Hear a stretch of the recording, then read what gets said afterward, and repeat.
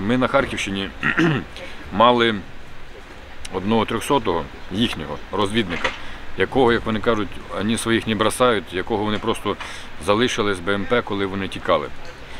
І ми цього 300-го підібрали, він був важко поранений в грудну клітку. Зважаючи на гуманізм українських військових лікарів і взагалі військових, йому надали відповідну медичну допомогу. І на сьогодні, я його бачив в Тіктоці, він на сьогодні вже дуже щасливий, гарно розмовляє і так далі. Але коли ми його брали, і коли ми йому надавали медичну допомогу, я вам скажу, що я побачив в нього на руках. Я побачив в нього на руках жіночий годинник, і в його кишенях був телефон. Ну, явно зрозуміло, що не його.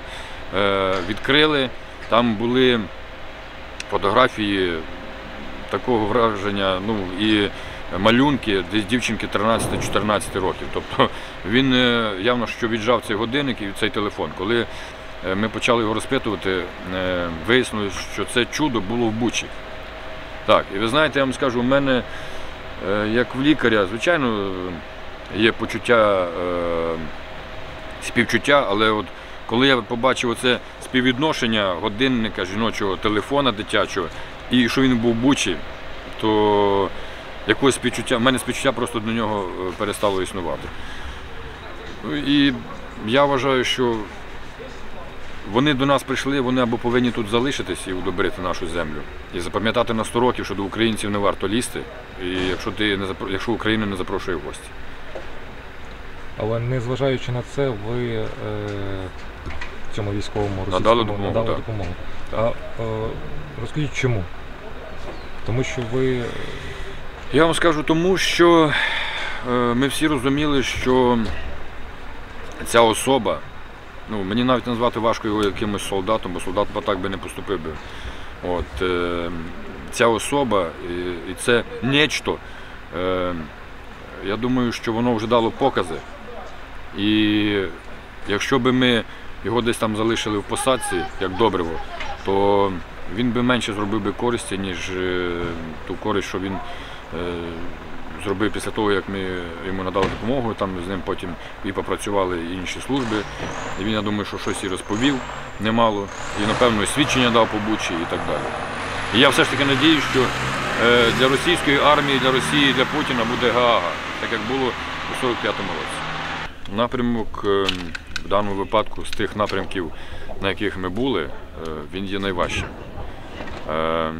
Постійно, без перестанку відбуваються обстріли з важкої артилерії, ракетний обстріл даного населеного пункту, це Бахмут. Орки не зважають ні на що. Піддаються обстрілу і школи, дитячі садки, водопровід, медичні заклади, тобто піддається все. Вони не дивляться на те, що тут ще збереглося населення, обстрілюється просто квадрат. От у них, я так розумію, є поняття квадрату, і вони стріляють всім, чим можна. І стріляють із важкої артилерії, з ракет, стріляють із танків, і стріляють із реактивної артилерії, тобто з усього, що мають. В чому важкість? Важкість в тому, що постійно є напруга, і щоб передихнути, є дуже мало часу.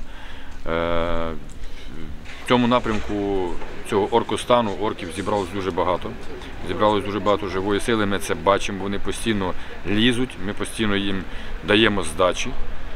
От, даємо доброї причуханки, як давали, так і будемо давати, і меншої причуханки давати точно не будемо. Тому що всі розуміють, наскільки вони є наглі, наскільки для них нічого нема ні цінного, ні вартого. Скажіть, в чому взагалі залог успіху з медиків, коли необхідно доставити пораненого бійця з передової ось в такий пункт? Що для цього потрібно? Для цього потрібно на чому, в першу чергу, тому що транспорт, я казав, що це вже третє авто, на якому я їжджу, бо два попередніх, одне у нас було підірвано РПГ, задню частину розірвало повністю і нам повезло, а друга частина це була... Вибачте, ви можете розповісти про цей випадок, як це було? Ну, їхав автомобіль, і Ми їхали на 300-го і сталася така ситуація, що була десь група ДРГ, вони побачили, що їде автомобіль і вистрілили в наш автомобіль, попали в задню частину, слава Богу, як кажуть, Бог над нами є, всі залишились живі. А інша машина, це було дистанційне мінування. Ми їхали зранку, це було десь, якщо не помиляю, 4 чи пів-5 ранку. Забирати вже 200-го, бо хлопці витягнули, коли змогли, і просто наїхали з заднім колесом на машину. Наїхали на пелюсток. Спочатку раз, а потім другий раз. І так само розірвало. Так само нам повезло, тому що знову заднім колесом зачепили. Скажіть, будь ласка, тут взагалі які найчастіше травми у бійців? Там мінно-вибухові чи це... От дивіться, порівнюючи 15-й рік, тому що я ще був у 15-му році в цій Донецькій області, тоді були набагато легші травми, тоді були більш травми такі стрілкові. А на сьогоднішній день це є важкі поранення від мінометних обстрілів, від важкої артилерії, від танка, від дронів камікадзе. Тобто це є масивні розривні, вибухорозривні поранення. Скажіть, щодо місцевих, ми коли сюди їхали, бачили за місцевого, який загинув. Напевно, тільки ось обстріл був.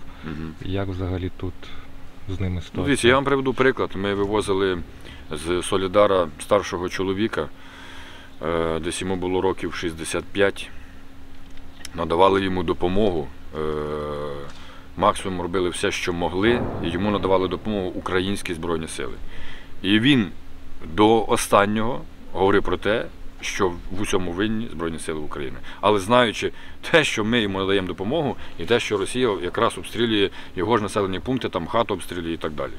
Тобто тут говорити про те, що на всі 100% підтримують Збройні Сили України, нема.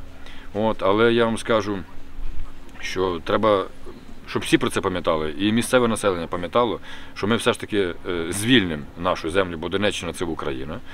І не нам прийдеться з ними співіснувати, а їм прийдеться звикати до законів і порядків такої держави, як Україна. Скажіть, будь ласка, що ви хотіли сказати українцям, які з певних причин все-таки забули, що війна в країні? Що би я хотів сказати? Пам'ятайте, дорогенькі, що земля кругла і всі ми ходимо під Богом на одній землі. І такого поняття, що якщо я не пішов до армії, або я там не перечислив якісь кошти, або моя хата з краю, то рано чи пізно воно тебе торкнеться. От бачите, дивіться, нещодавно відбувся масивний ракетний обстріл всієї України. Львів, Київ, Запоріжжя, Дніпро і так далі, і так далі. І люди не повинні забувати. Це не війна тих, хто воює тут і тримає зброю. Це війна всіх. Починаючи від новонародженої дитини, завершуючи самим похилим віком.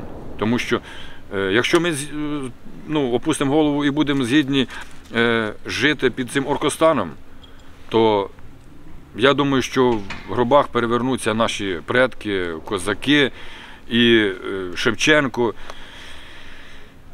Я хочу, і мої діти хочуть жити у вільній, нормальній європейській державі. Не під батогом і не під палицею. Ми є освічені всі люди, ми маємо свій вільний вибір. Ми повинні пам'ятати про те, що війна – війна кожного. Ті, хто воюють, тримають зброю, і ті, хто сьогодні працює, платить податки, ті, хто ходять до школи. Це війна спільно всіх, єдиної України.